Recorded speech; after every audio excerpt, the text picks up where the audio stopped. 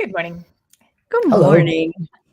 Good evening from me. Yes. Oh, yes. For once. Right. Yes. What time is it over there in Belgrade right now, Colin? It's 4:30 p.m. 4:30, 10:30 in Toronto, and 7:30. 7:30 and on the West Coast. It's Yeah. starting to get some light in the sky. Yeah.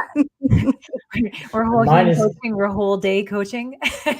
Exactly. Well, thank you. If you are just joining us, welcome.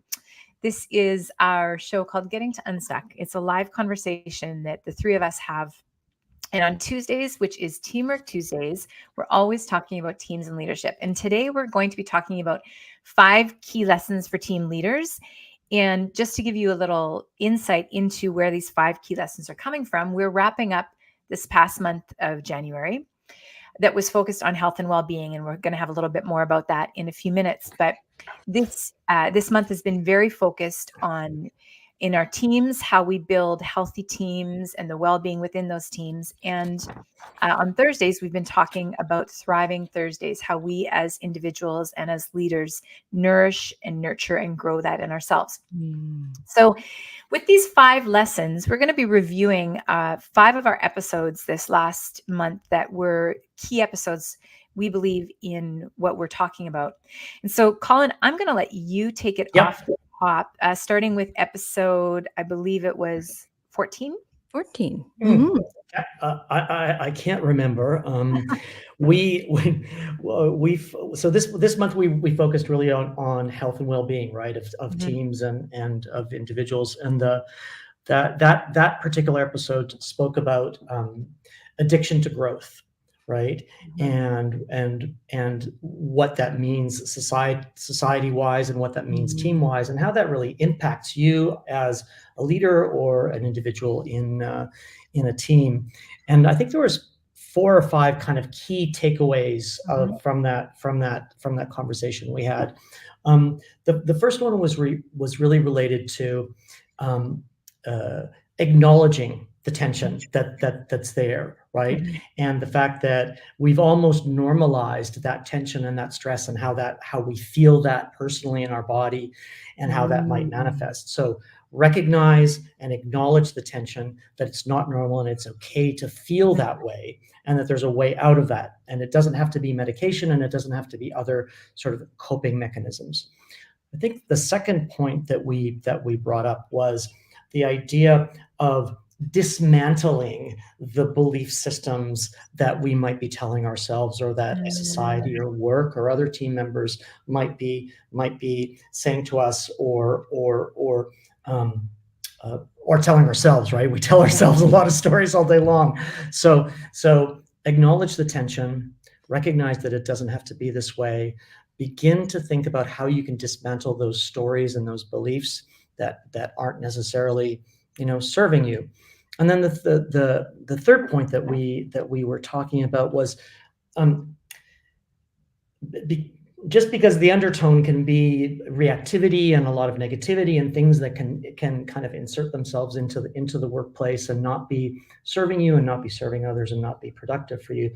The third point, and I think it was Carol that brought up, was ask yourself how you're showing up. Right?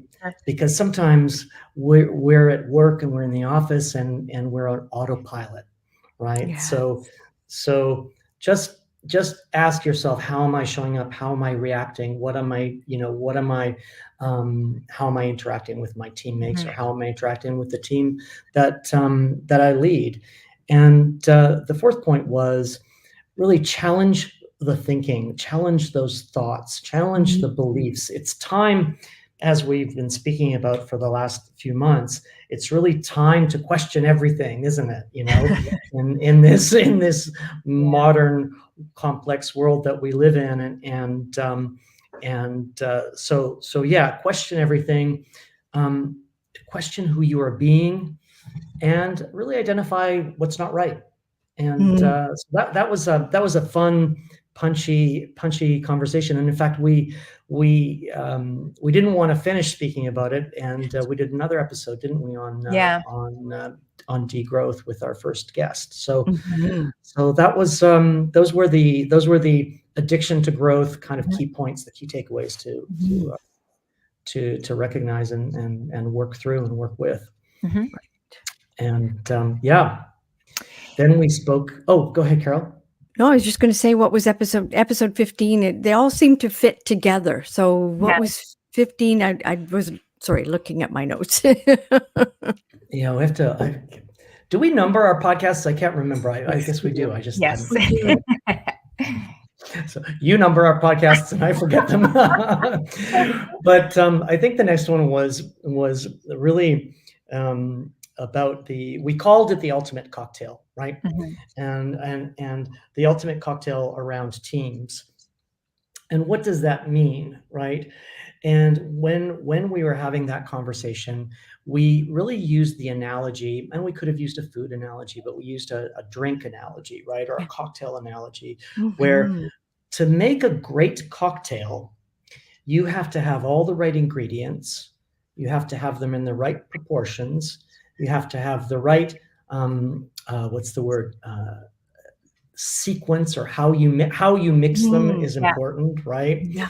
And how it's presented is important, and also how it's nurtured, right? So unless you're doing shots, I guess, which would be sort of fast food teamwork. But what we were trying to convey in that episode was, imagine your team is like mixing a great cocktail, because I think a lot of leaders put a bunch of people in a room, right, with tasks, and think, oh, that's a team, but it's really not.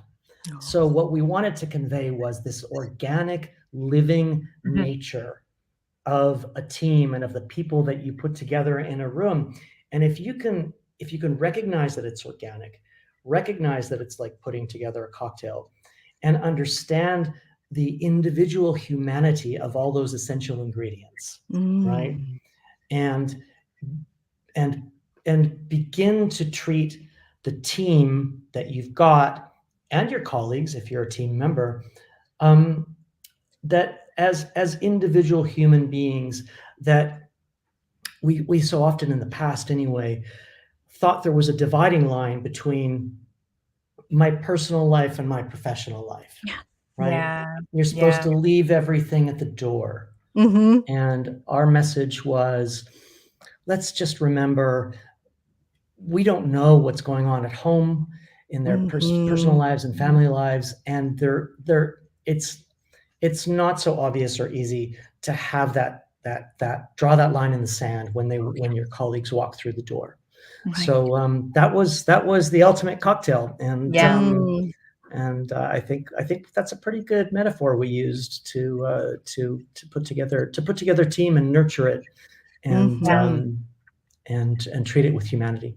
Yeah. And Yeah. those were a couple of them, and Yeah. over to the next ones. Well, and just one more thought about that ultimate cocktail. Yeah. I remember, Carol, you saying to think about one of the keys with recipes and even with cocktails is sometimes the subtle flavors that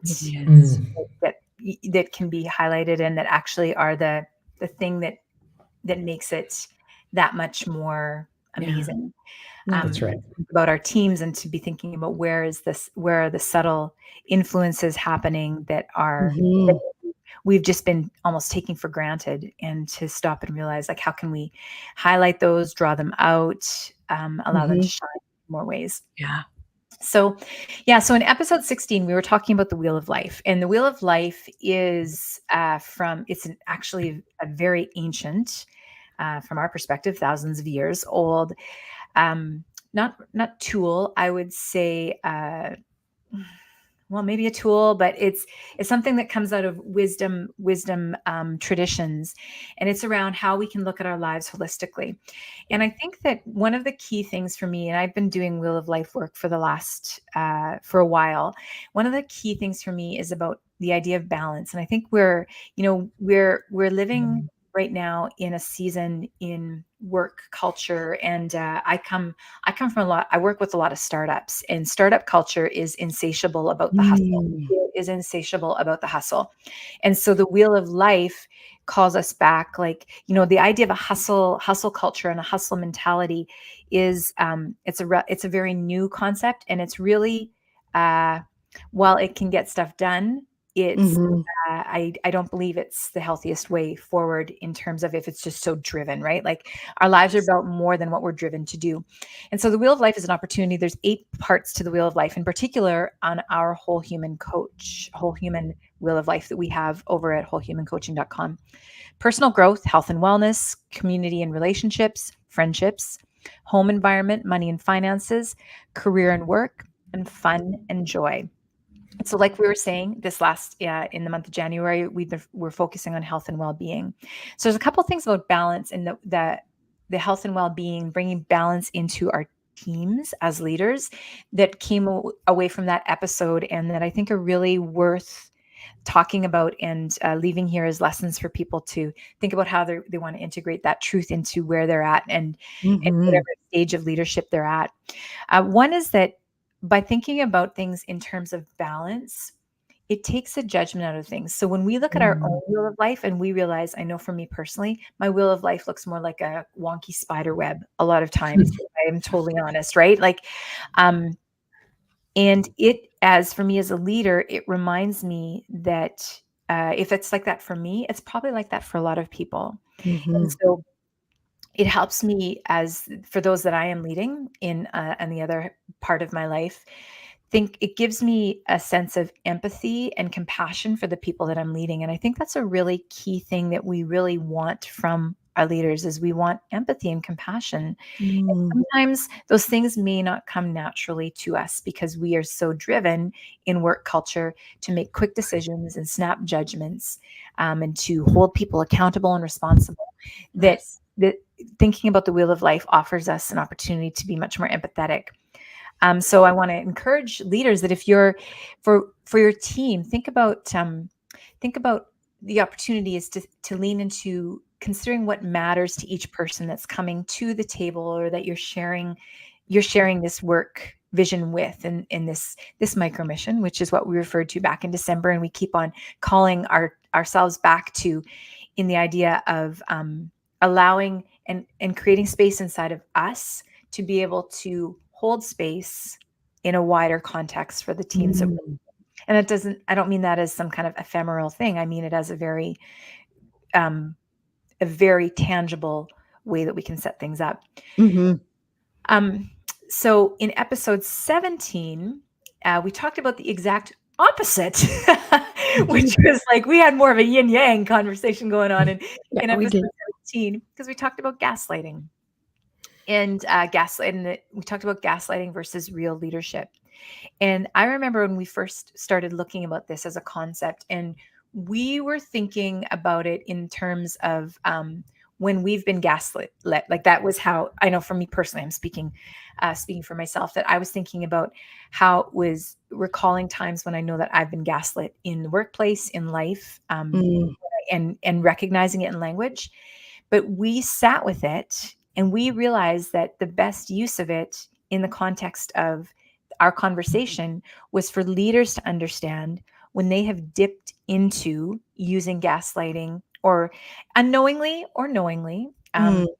There is there's space for us to hold both of those things. And so I thought it'd be interesting to leave some statements here that came out of that conversation for people to understand if how gaslighting can show up in leadership. So some of them are when we there's an accusation that someone is crazy or being illogical Mhm. in their conclusions or when they're trying to bring something up. That's a gaslighting situation because it's like a bait and switch. We're not wanting to be held to account. Another way that it shows up is if we're called out on something. And if someone is courageous enough to point out actions that we've taken, even if it was in jest, but there's a cruelty and it was just not kind. It was not from a kind space. Um, Mhm. when a gaslighting statement is saying, "Well, I was just joking," as if you don't Mhm. find it funny, you're the problem, Right. right? Mhm. Right. I've had that used on me, and so it's not comfortable. And that's as leaders, we are worth so much more. Our leadership is such our leadership is such a precious trust that we Mhm. deserve to give ourselves the ability to not use those kind of statements on people. Oh, Um, yes. when there's something inferred that says you made me do it, as in like I lost, I'm sorry I got angry, but your actions made me angry. And that's relinquishing power as a leader. That's actually giving someone else power that they didn't ask for, they don't deserve. Or this is all your fault. Very common gaslighting. We see that in politics all the time, right? It's always someone else's fault. The budget is someone else's fault. Anything is called out. And when we're the people hearing people say that, we're not fooled by that. Yet Mm. it's a default that leaders use often, not just in politics, but in a lot of areas. Um, another one that I just thought would be really important to highlight is when someone says, I'm only telling you this because I care, because I love you, because I'm looking out for you. Those are Mm. underlying statements. And a better statement would be just to lay things out and not put anything back on the person, right? They don't if we're wanting to address things that should be held to account as leaders, just let's address them. Let's use clean language, because Mhm. clean and clear is kind. So those are some of the things that came out of that episode, and that for me personally is it's an ongoing life lesson that I think that we can all use as we grow ourselves in becoming leaders Mhm. that truly hold ourselves accountable to Mm. what we're leading. Yeah, absolutely. You know what I'm reminded of in both of your recaps of our conversations is how important our words are. Completely. In each of those, as you were describing them, I'm thinking, oh, our language, what words we choose are the critical pieces here, Yeah. because our words have such power. Yeah. It's amazing, isn't it? Wow. Mm-hmm. Well, we wrapped the month with our first guest, which was a wonderful experience. We had Sarah Riley of Riley R&G Strategic, and she is such a human being that is aligned with everything that we believe about how we will make a difference to change business in the world. And it was tied in so beautifully in as we looked at how it impacts teams, Mm-hmm. because it goes back to our very first conversation of the month about addiction to growth. Mm-hmm. And what are the alternatives? Well, the alternative, as Riley shared with us, is actually to look at degrowth, Mm-hmm. looking at not measuring success in the same old ways. And it's so much in alignment with all of the conversations that we've had about how sustainable human beings need to be considered, Mm-hmm. not just the bottom line or the profit or the way that we establish profit. But what Riley really highlighted, as I remember, is what really struck me was that there is this tension that exists in the world of commerce, that moving ahead, getting better, growing, having profits is all what we have learned about how we do business. And the other side of it that allows us to consider changing how the world of business looks means that we need to look at abundance in a different way. Mm-hmm. We need to look at success in a different way. And it really requires us to be rigorous in what we're measuring and how we're looking at each other, Mm-hmm. and not just from a way of painting a picture about being, oh, we're green or we're sustainable or we're this, but Yeah. actually walking the talk. Mm-hmm. Yeah, And it not just all the performance. oh, absolutely. And that Yeah. if we are doing it for performance, it has no value. So it is re-evaluating from that perspective of B Corp. What would that look like? What would it look like to be an organization that is fully engaged in operating in a different way? Yeah. So what are those assessment tools? What are those ways of looking at health and well-being from a team perspective that is actually generated from the bottom line of how a business is run? Yeah. So Riley was a perfect guest for us to wrap this month in looking at well-being, not just from an individual basis, not even just from a team basis, but from a global basis. Yeah. What does health and well-being mean for all of us? Yeah. Yeah. And I think that what was really very evident in that conversation and in what we're seeing is not only is it that it's that it's also about resonance for teams and leaders and businesses. Authenticity resonates with people, right? When it's not lip service. And our whole month, but our whole work here at Whole Human Coaching and how we work with teams is about helping them build that resonance and really be in alignment together moving forward. And so I think that's really an important thing for people to understand and to offer people. If you're a leader and you're wondering how to do that, it can feel really lonely, and you can feel lost, and you can feel like you're in a dark room trying to find a light switch. About how you said, like Colin earlier in our conversation, you talked about how we can throw all these people can be thrown into a room or onto a project, and all of a sudden they're magically a team, right? And that's that just doesn't really happen. There has to be cohesion that is there. And so we're going to be later this month, we'll be announcing it shortly. We have a masterclass that's going to be coming up with us that is going to be about teams and about building that for teams. So we want to invite people to just keep your ears peeled for that. And as we release the date and how you can participate in that. But that's a big part of our work, and that's a big part of our passion and why we do what we do. We are coaches and leaders that have come out of some fantastic teams that they have taught us a lot. Sometimes they've been very painful lessons that we've learned, but we've also seen some really great things, and we love being a part of that and helping people build that. Yes. I mean, this idea that we can reclaim who we are when we're doing what we do so many hours of our lives is just I think that's what keeps me motivated and excited and energized by the work that we do. Yeah, exactly. And next month's going to be super interesting because we're going to look at all these things through the lens of relationships and community. And that I love that one, because for me, community is so important, especially post you know what. So I can't even say it, but that's what we're going to be doing in the month ahead.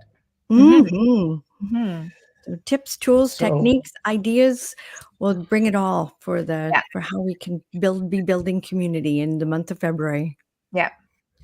Fantastic. So I think that's a wrap. I think we've gone a little bit overtime today. So maybe we should cut here and see everybody in February for relationships and community. Okay.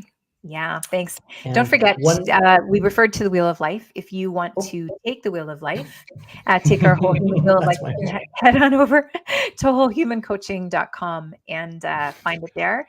And as well, you can find us. Do all of this. There you go. Like, subscribe. I feel that this part is so shameless. It's like and subscribe and share, but that's where we are, and go and do all that stuff. We love you for it. Thank you. Thanks for joining us. Have a great day.